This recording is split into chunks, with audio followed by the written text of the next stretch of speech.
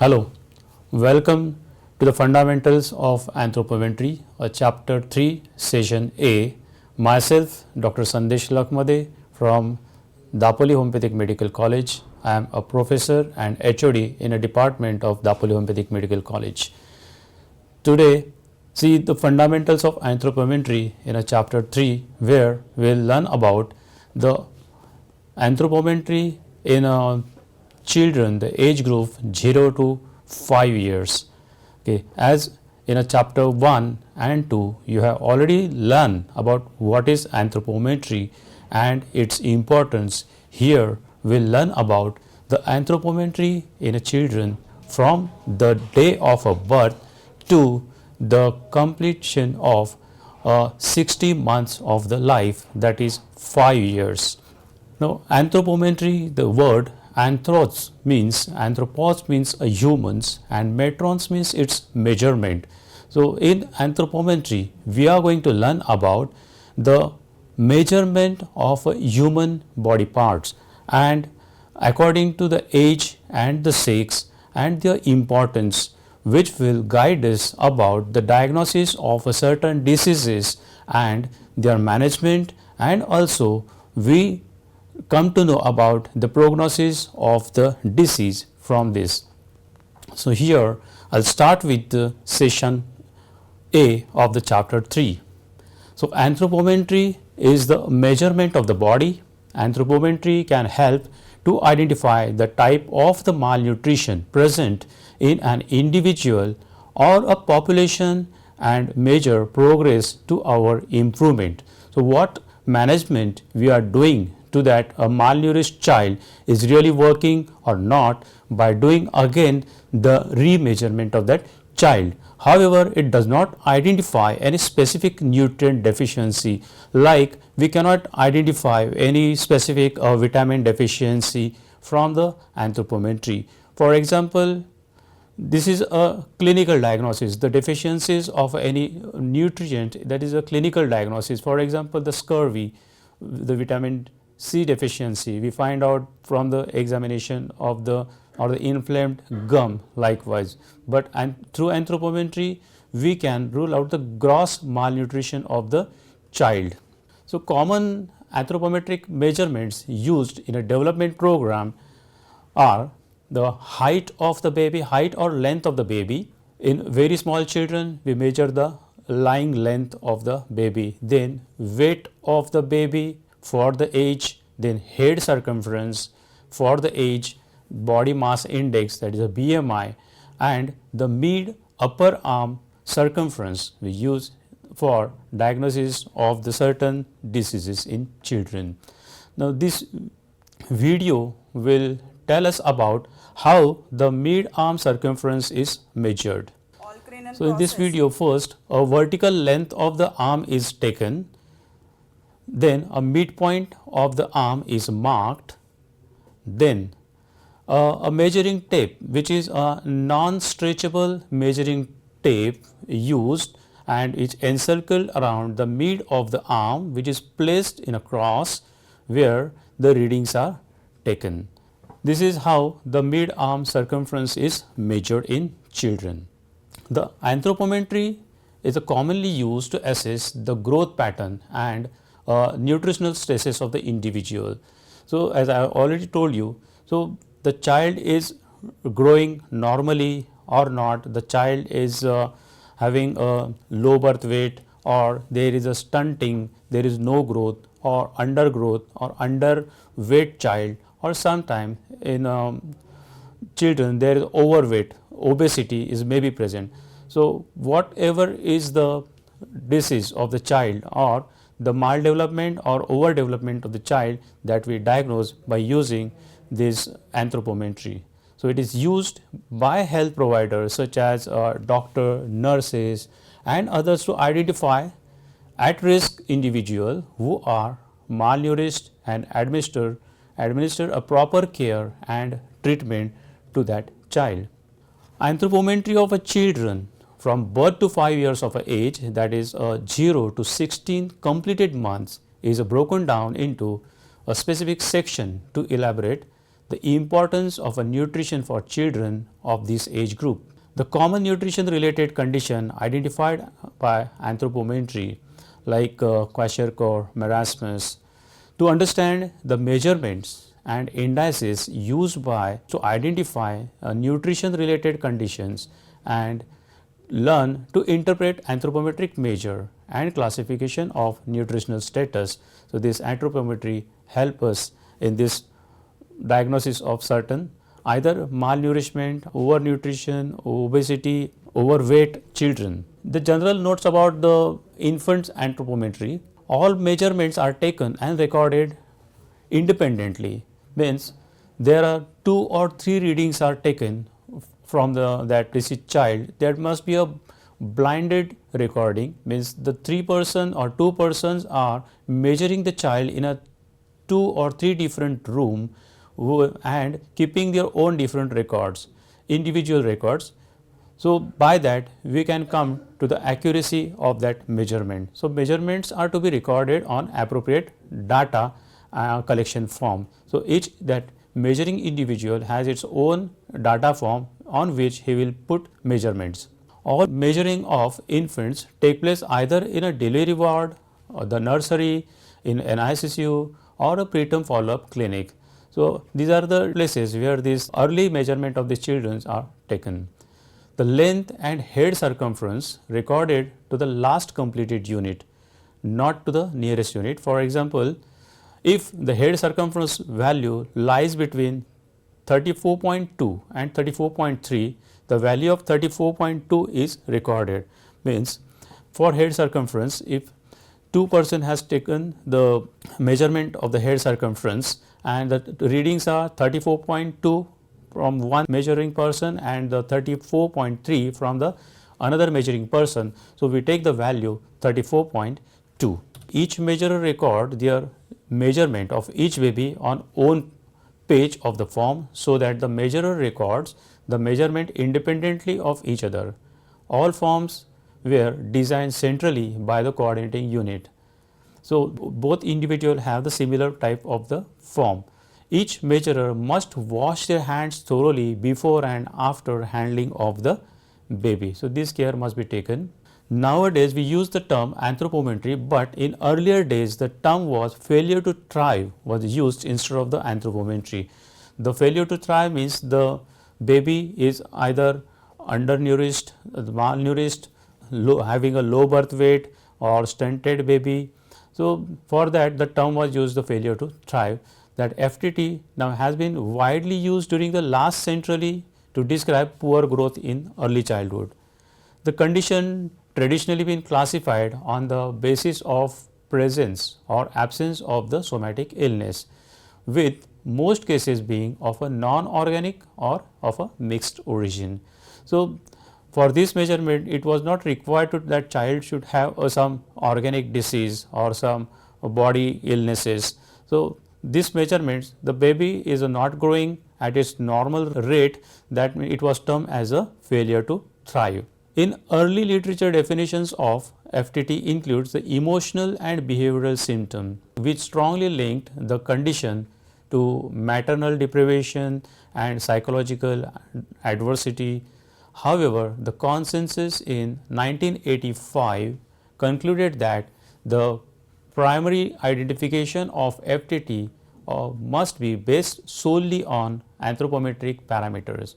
So, the failure to thrive is now based on a anthropometric. So, proper measurements of the children are taken. There are the worldwide the criteria is made for the measurements of the body part in a children for age group, given age group, in days, in a months, their height and weight is measured, and the normal values are also given and the below normal or above normal values are also given, by which we can diagnose the baby is either undernourished or overnourished child or the having the normal growth.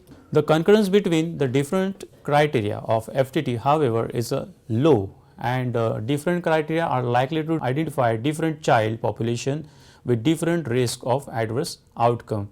So, as there were it was not based on some particular criteria. So, there were the differences in a diagnosis of the FTT in a different age group, different sexes. Later on, this criteria is discarded and the anthropometry is come into picture.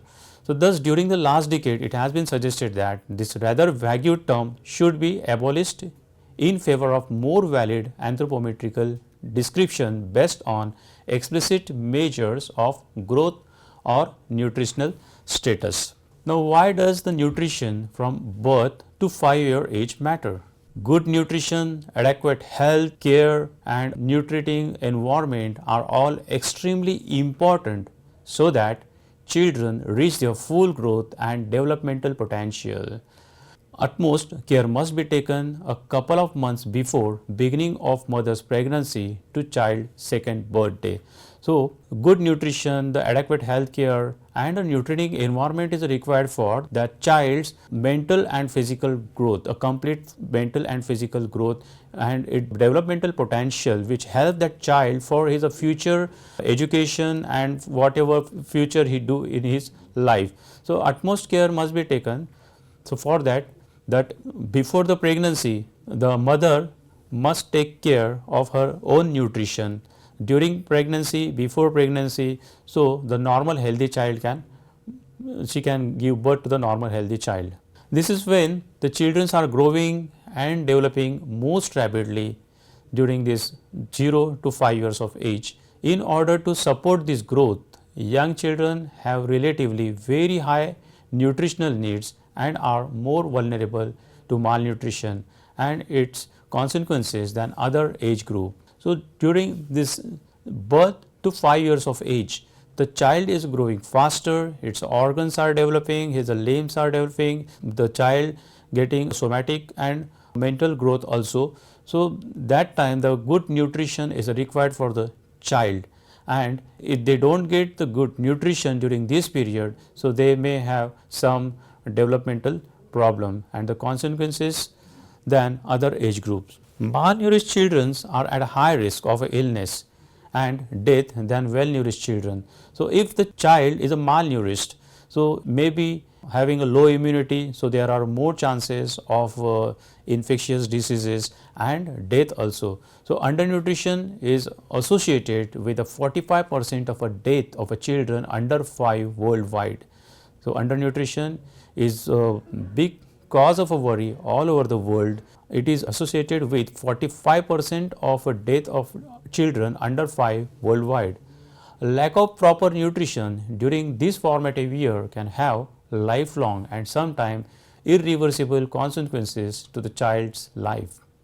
So, this includes the impaired cognitive development, a lower school performance and achievement, a reduced economic productivity, increased risk of certain chronic disease in childhood. So, these are the consequences the child may face if it is undernourished or malnourished during the first 5 years of his life. Preventing malnutrition with the proper nutrition and making sure that the child getting everything that he or she needs during these formative years can help substantially reduce death and ensure that children grow optimally both physically and mentally. Luckily, the children below age of 2 years are very responsive to nutritional interventions and recover rapidly from the malnutrition. So, it is observation when these malnourished children are given the proper nutrition, they recover faster. So, diagnosis of their malnutrition is important where this anthropometry help. Increase in infant and childhood overweight and obesity has also become an emerging problem all over the world. So, not only the malnutrition, but the overnutrition, the overeating, the overweight and obesity, these are the emerging problem all over the world we are facing nowadays. Overweight and obese children are at a higher risk of developing diabetes, high blood pressure, respiratory problem, asthma, or being obese in their adulthood, with increased associated risk of non-communicable diseases, disabilities and premature death. So, not only the malnourishment, but also the overweight and obesity is also the risk factor for these children. Anthropometry helps to diagnose the following problem in age group 0 to 5 years. The low birth weight, then small head size, small or large head. If the head size is a smaller, that is called as a microcephaly. If the head size is a larger, that is called as a macrocephaly. So by doing the head circumference measurement, we can diagnose the child having microcephaly or macrocephaly. Then stunting, the growth is stunted, there is no normal growth of the child. The wasting, that is another diagnosis we can do through the anthropometry. Then underweight, overweight and the obesity. These are the factors we can diagnose from the child having age group 0 to 5 years with the help of the anthropometry. Low birth weight, which is the biggest problem faced all over the world, especially in a developing countries. The low birth weight refers to an infant who weighs less than 2500 grams at birth. It is measured on the same day within 24 hours of the baby's birth. It's our observation whenever any child born in a hospital, the relative asks the first two questions to the doctor: is it male or female? So that is they have curiosity about knowing the sex of the child. And the second question is always how much is the weight of the child. So by weight of the child, they want to know about the health of that newborn baby. So if the baby's weight is about 2500 grams, then it comes under a normal weight. But if it is below 2500 grams, it is called as a low birth weight baby. And if it is less than 1500 gram, that is called as a severe low birth weight. And if it is less than 1000 gram, it is called as a extremely low birth weight baby. So incidence of preterm baby constitute about 2/3 of low birth weight babies. So mostly the low birth weight babies are preterm babies. So out of 2/3 of the preterm babies are low birth weight. Low birth weight can occur in an infant who are either born early, that is a preterm, that is before 37 week of the gestation, or they are small for the gestational age and born at the normal term. So they born after normal term, that is a total 9 months, and but still they have a low birth weight. So that is age small for the gestational age. The term or the both small for gestational age and born early. So third is the baby, preterm baby, and also having a less weight for that gestational age. So these are the three criteria are for the low birth weight. So low birth weight can occur in infants who born early, that is a preterm birth, or second the full term but the weight is less for that gestational age, and third is both the preterm and the weight is small for the gestational age. So this is how the low birth weight baby looks, and which needs emergency management. The baby must be kept in a warm compartment in an NICU. So low birth weight is associated with issue as like increased risk of infant's death. So these low birth weight babies have a more risk of a death, mostly due to the infectious diseases. Then childhood stunting because of the chronic malnutrition, then reduced brain development in early childhood. Children who are both for small for their gestational age and born early are at a highest risk and therefore need a special monitoring and care in that group. About 50% of the preterm are low birth weight babies. The incidence varies from country to country. 80% of the neonatal death and about 50% of infants mortality are due to a low birth weight. Then about 10% of all birth weight babies requires admission to NICU. Then Pakistan had the highest prevalence of low birth weight, followed by Nepal with the average birth weight on 1988 grams to 2255 grams respectively. But still the death rate is more observed in African countries in a low birth weight babies. Then what are the causes of low birth weight in a babies? Either the baby is born prematurely, Then there is a fetal growth restriction. The fetus is not well developed in the mother's womb, that is intrauterine growth restriction. Apart from preterm labor, various factors contribute to the birth weight of the babies like chronic health condition, placental health problem, persistent medication and infections of the mother. How to identify the low birth weight baby? What are the manifestations? The weight is 2500 gram or less and length is usually less than 44 centimeter. The baby having weight less than 2500 gram and the length of 44 centimeter is called as a low birth weight baby. Then head and abdomen are relatively large. In those babies, the limbs are thinner and the head and abdomen are large. The skull bone are soft with a wide suture and post frontinalis. The skull bones are soft, they are widened. So, the sutures are widened and post frontinalis are widened. Then head circumference is disproportionately exceed that of the chest. So, head is larger than the chest. So, head circumference is more. The pinna of the ear are soft and flat, eyes are kept closed, skin is red and shiny due to lack of subcutaneous fat and covered by plentiful of lunago and vernix caseosa. So, lunago is thin shining hair present on the baby which are more seen on these preterm babies or underweight babies, the low birth weight babies. The vernix caseosa is a white creamy covering over the baby when the baby is born. So, that is also more observed in this low birth weight babies, and because of the less amount of the subcutaneous fat, the baby has a shining skin. Then plantar creases are not visible. On observation of the plantar surface of the foot, the creases are not well developed. A very minute creases may be observed, especially in the low birth weight babies. Nails are also not grown fully, so they do not cover the tip of the finger.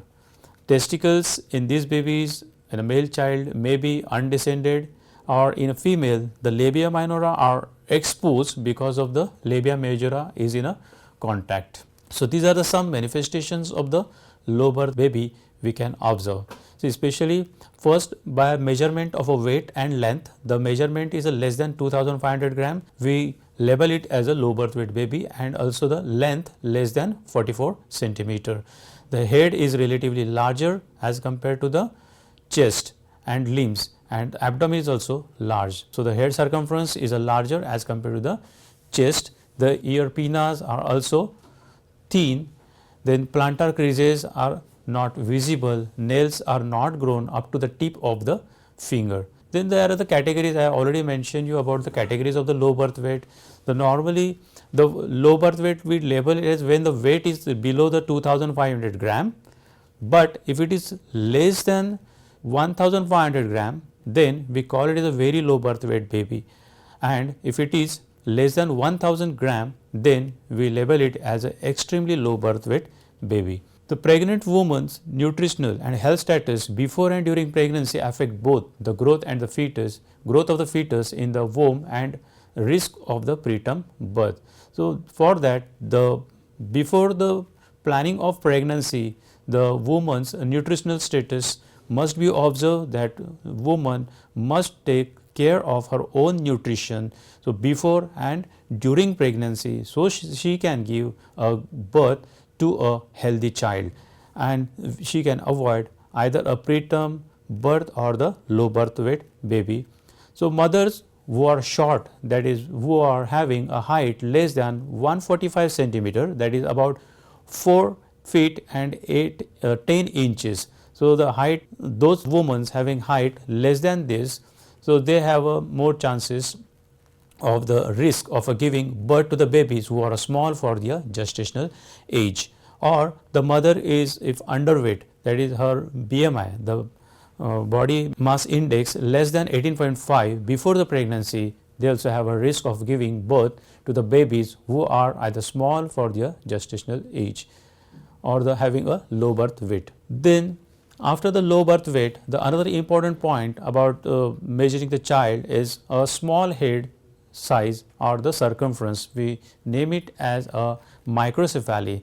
The small size or circumference, also referred as a microcephaly, is the result of problem with the brain development which can occur in the mother's womb, that is congenital, or during infancy also. In microcephaly, the child's head is smaller than the expected for his or her age and sex. So, this is the picture which showing the head size is smaller than the child having a normal.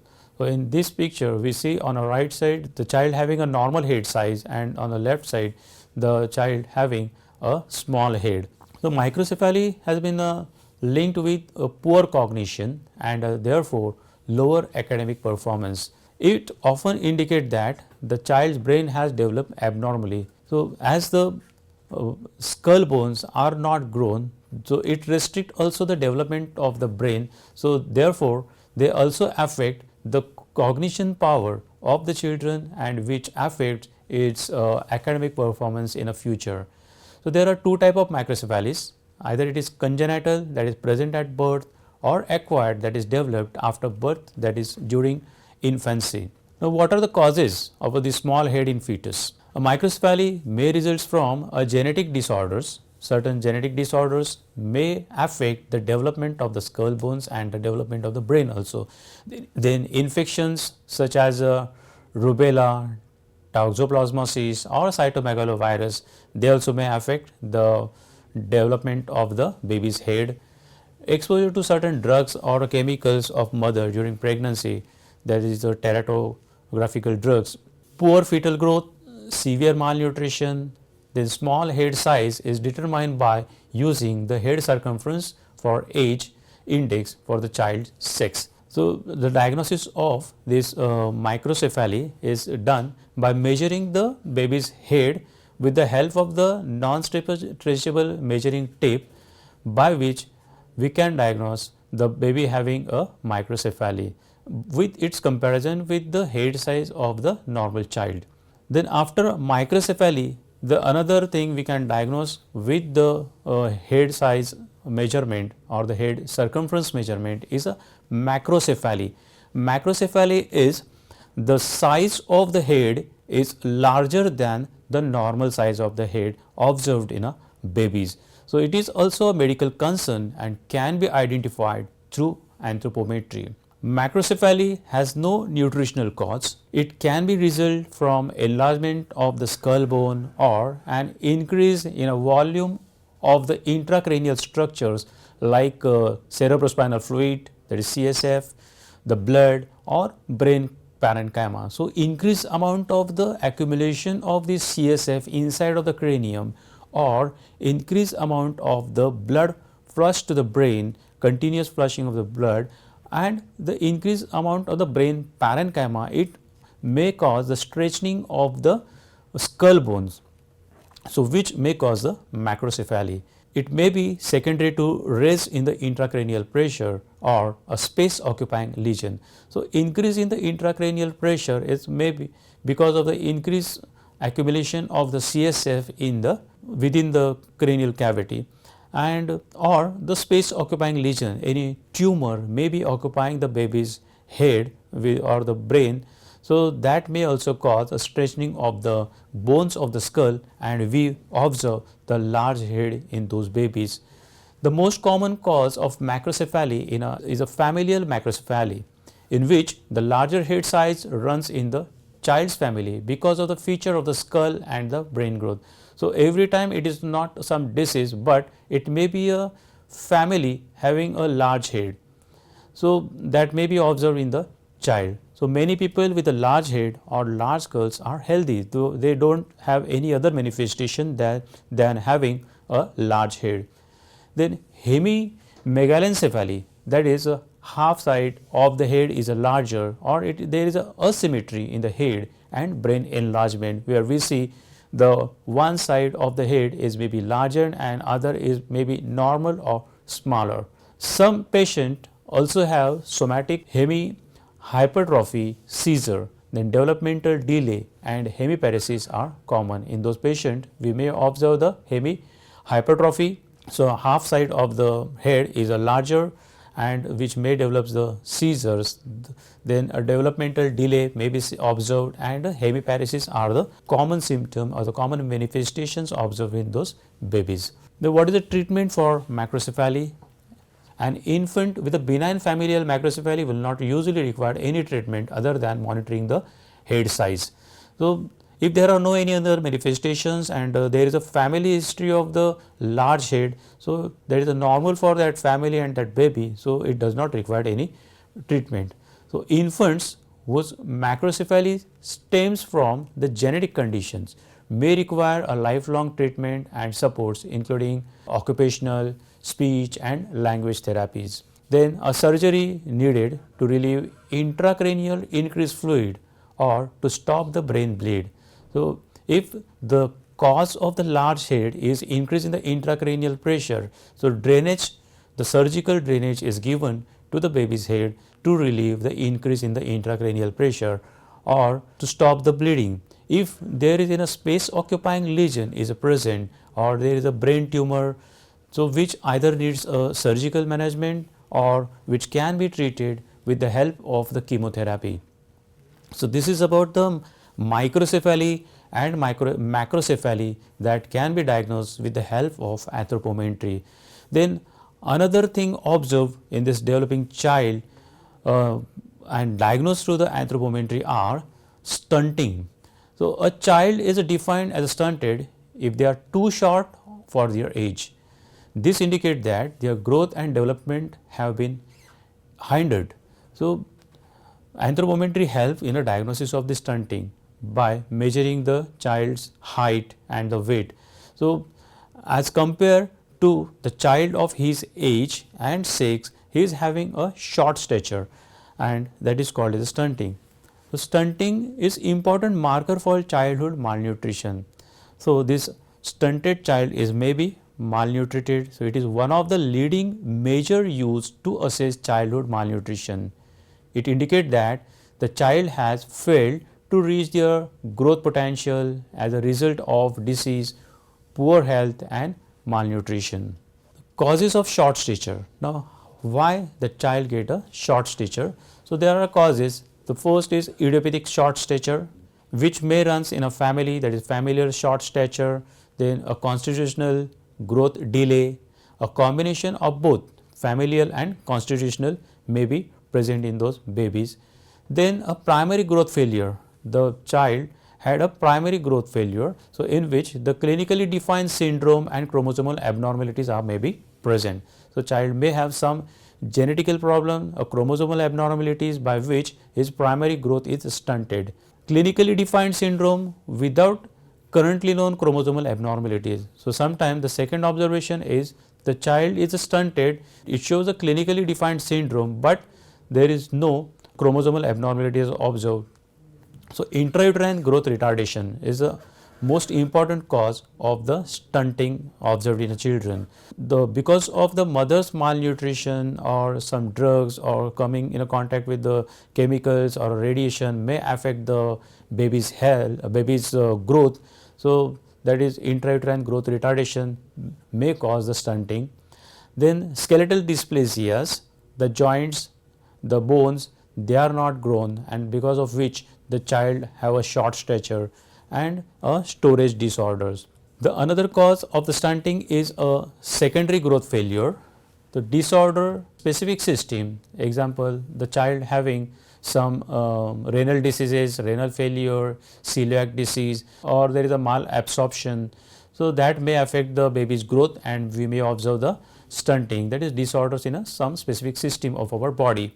Then endocrine disorders, the child may be having some endocrinal disorders like cretinism, then hypothyroidism, and because of which we do not observe the growth in a baby. In inborn error of the metabolism, sometimes the child may be born with the inborn defect in the metabolism system, because of which there is no normal growth of the baby.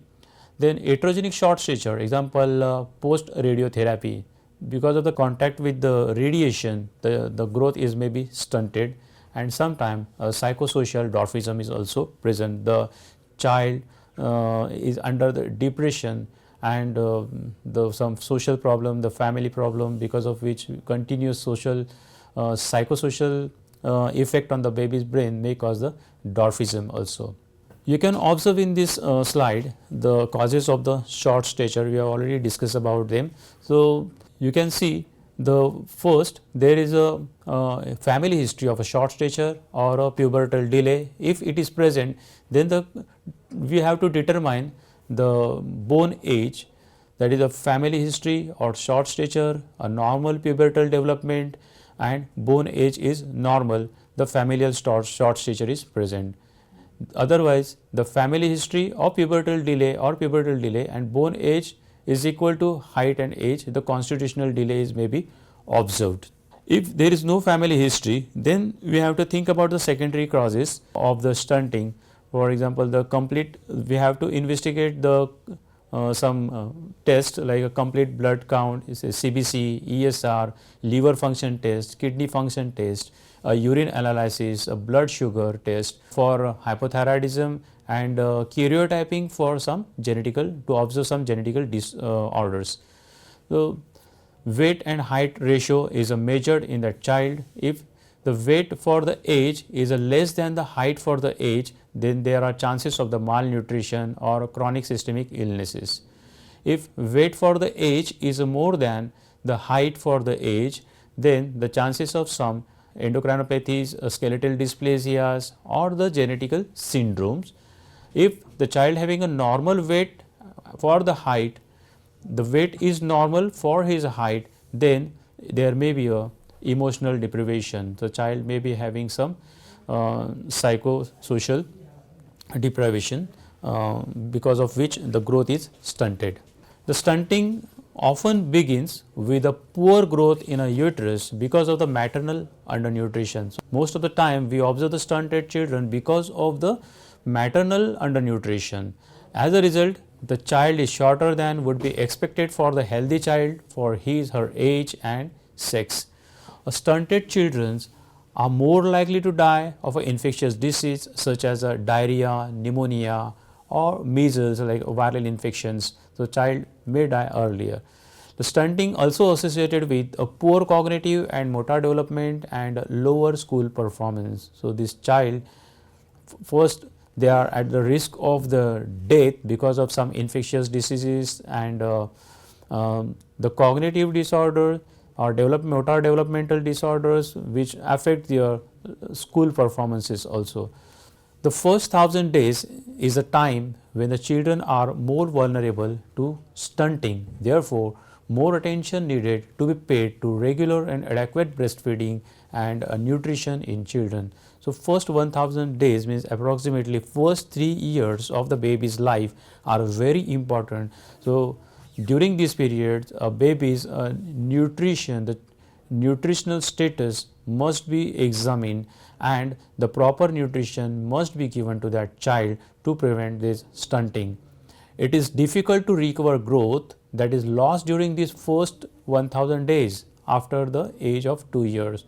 So once the child underwent through a stunting, so once it is diagnosed as stunting, the growth is stunted, then it is very difficult to recover from that stunting. So stunting is not only an issue during childhood, it affects both physical and cognitive development, and its impact can persist throughout someone's life. So there is some evidence to suggest that catch-up growth is possible to reverse some of its impact if environmental conditions significantly improve. As the stunting affects is emotional and physical growth of the child, its cognitive, it affects its cognitive function, it affects its school education, so it affects its future, the economy also. So the stunting not only affects its childhood, but also it affects its adulthood also. And the evidence suggests that the catch-up growth is possible to reverse some of its impact if environmental conditions significantly improve. So the causes, if we remove those all causes of the stunting as early as possible, so we can recover that child from the stunting. Now how stunting is measured? Stunting is measured based on the child's height relative to their age. It is done by using a chart expected healthy growth curves for the baby and girls. The World Health Organization set out a global growth curve. This shows the expected trajectory of a child's growth from birth through the adulthood. So, we cannot expect everyone to be exactly of the same height. There is a range of factors such as genetics which influence our height and are not a reflection of poor health or nutrition. So, these growth curves therefore span a range of height. How we can prevent the stunting? To prevent stunting, we must ensure mother have a good nutrition and health prior to and during pregnancy. As we have already seen that the main cause of stunting, that is undernutrition of the mother. So, when a lady is planning for her pregnancy, she should plan her nutrition before the pregnancy and during the pregnancy to give a birth to a healthy child and to prevent a stunting. A child has access to a significant nutritious diet. So, child should get a good nutrition from his birth to the first 5 years of a life. He has access a clean water, a sanitation and a hygiene facilities to prevent infection. So, not only the amount of the food, but along with that the child must get a clean water to drink or good sanitation and hygiene facilities around to prevent the infections. The child has adequate treatment to recover quickly from the disease and poor health. If the child is having, if it is diagnosed earlier, and to prevent the further stunting and to get a faster or the quick recovery from the disease, it needs adequate treatment as early as possible. So, what is this video shows what is the wasting. This is the most life threatening form of the malnutrition observed everywhere in the world. So, it does not only make the children, so some may also suffer from swollen stomach, face, feet and limbs also. It affects the immune system of the child and therefore, the childs are more vulnerable for the infectious disease and there is a delay in their development. This is a Shakespeare's tape is used for measurement of the mid-arm circumference.